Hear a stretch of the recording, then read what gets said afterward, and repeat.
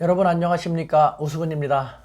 또 오래간만에 찾아뵙게 됐습니다. 덕분에 건강이 보시다시피 많이 회복되고 있습니다. 그래서 다음 단계 더 적극적인 활동을 위해서 이것저것 고민하면서 준비하고 있습니다. 기대해 주시기 바랍니다. 네, 오늘은요, 미국에 대해서 이야기를 좀 할까 합니다. 미국이 너무 안타깝습니다. 점점 더 심해지는 미국의 민낯을 보기가 정말 민망할 정도인데요.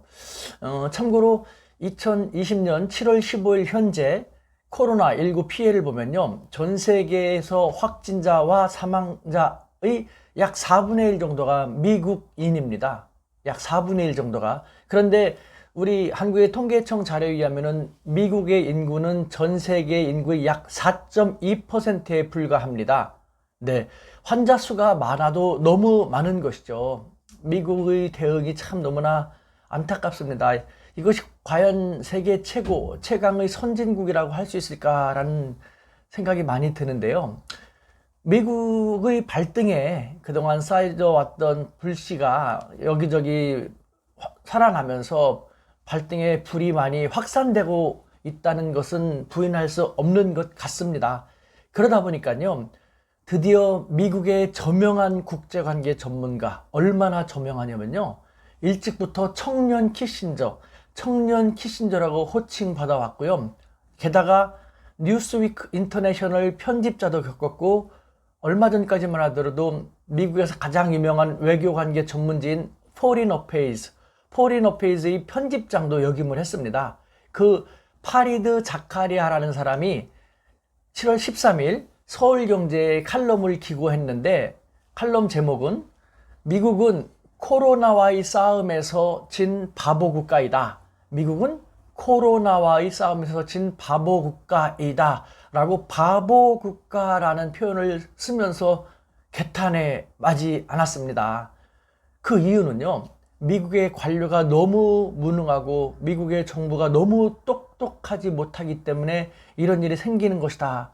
라고 진단을 했는데요. 그러면서 1861년서부터 65년까지 진행된 미국의 남북전쟁 이래 최악의 정치 양극화 상황 속에서도 코로나19와 싸우지 않으면 안 되는 상황이 되었고, 그래서 미국의 국내 총생산의 약 25%에 해당되는 그야말로 세계 최대의 공적 자금, 어마어마한 규모인 것이죠. 그것을 방출해서 코로나19에 대처하려고 하더라도 미국은 점점 더 난망 속으로 빠져들고 있다. 정치권서부터 반목과 대립을 더욱더 부채질하고 있으니 너무도 안타깝다라는 것입니다. 그러면서도 세계 제1위의 지위를 뺏기지 않으려고 중국과의 다양한 전쟁을 확산시키고 있고요. 국제사회에서 미국을 지지해주는 지원군이 필요할 텐데 그럼에도 불구하고 국제사회 여기저기에 가서 강압하고 압박하고 윽박지르면서 적으로 만들고 있으니 이 국내외적인 상황이 미국으로서는 총체적인 최악의 상황, 그런데도 정부는 정신 못 차리고 있다. 그러니 바보 국가라고 할 수밖에 없지 않냐라는 것입니다. 네, 형세는 이미 미국의 형세는 과거처럼 중국을 몰아붙여서 계속해서 전쟁을 벌이기 쉽지 않은, 결코 그렇게 할 수 없는, 그럼에도 불구하고 계속해서 무리수를 두면서 결과적으로 미국의 국력을 더 빠르게 쇠퇴시키고 있다는 것인데요. 이와 관련돼서 중국의 태도가 또 주목된다는 것이죠. 중국은 불과 2년 전 미중 패권 전쟁이 발발했을 때만 하더라도 미국에 대해서 우리는 미중 관계를 고도로 중시하면서 미국에 대해서 좀 깨갱깽하는 모습을 보였는데, 지금은 미국이 어떤 보복 조치를 취하면 즉각적으로 반격 조치를 취하고 더 강한 조치를 취하고 나오지 않습니까? 미국은 점점 힘들어지고 있음에도 불구하고 중국은 이 코로나19 상황 속에서 정치적으로도 경제적으로도 빠르게 성장하고 있다라는 것입니다. 세계사가 이렇게 매우 빠르게 새로운 단계로 넘어가고 있다라는 생각이 저는 드는 것이죠. 저는 그런 생각을 지을 수가 없는데요. 그럼에도 불구하고요. 제가 참 안타깝게 생각되는 것이 우리 사회에서는 이와 같은 세계사의 새로운 변화상이 너무 무디게만 여겨지고 있는 것 같습니다. 우리 사회에서는 미국과 중국 간의 이와 같은 달라지는 모습, 미국의 속속들이 모습하고 중국의 속속들이 모습 같은 것을 아직 그대로 잘 모르는 것 같습니다.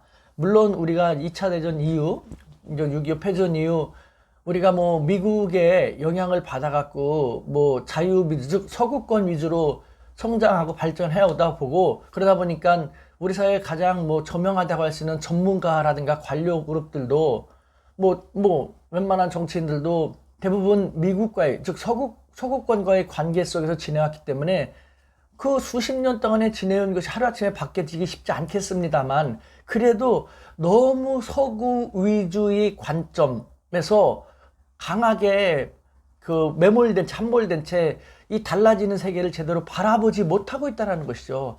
마치 저는 그것을 보면은 200년 전에, 지금부터 200년 전에 박제가가 그 북학의를 졌지 않습니까? 북학의를 전 박제가가 당시 조선 사람들이 중국 청나라에 대해서 어떻게 보고 있는지를 기술한 것이 있거든요.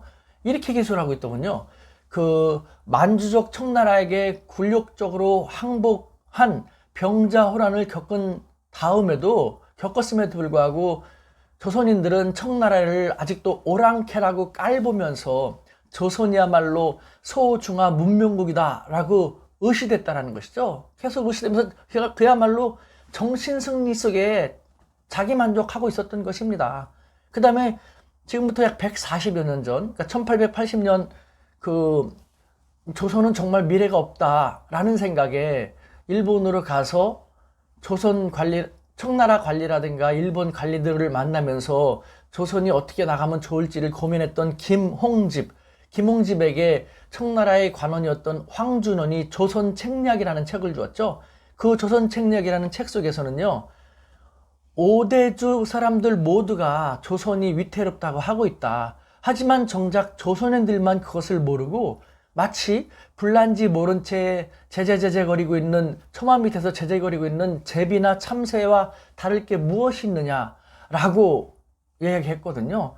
저는 그와 같은 생각을 지울 수가 없습니다.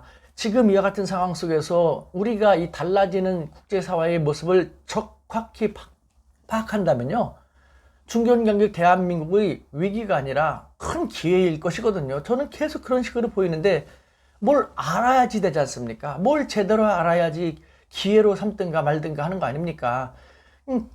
그러다 보니까 중국에서는 시진핑 주석 방안을 조기에 성사시키기 위해서 여러 가지 측면에서 시그널을 보내갖고 방안을 빨리 하고 싶어 하지만, 아직도 오로지 미국만 매달리고 G7 플러스 알파에 우리 문재인 대통령을 트럼프가 초청하겠다라는 그거 불확실한 것, 가서 얼마나 많은 국익을 쟁취할지도 모르는데 그거 매달리느라고 시진핑 주석 방안도 물 건너가게 만들고 중국을 또 발끈하게 만드는 이런 상황, 너무나 답답합니다.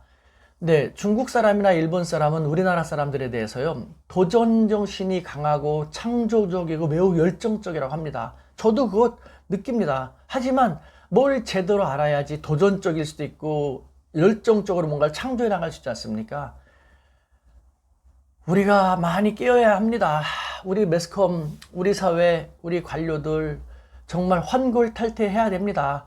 제가 오죽했으면은 아무것도 못하는 제가 한중일 타임스라는 대한 언론, 중국과 일본에 대해서는, 그리고 우리 자신에 대해서 보다 더 적확하게 하려면은 이것을 보면 된다라는 의미에서 한중일 타임스라는 것을 만들려고 이렇게 기획하고 노력하고 있겠습니까?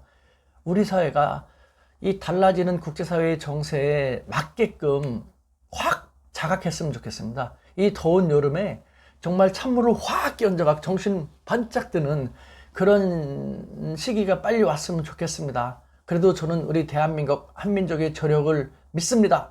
여러분이 계시니까요. 대한민국 파이팅입니다.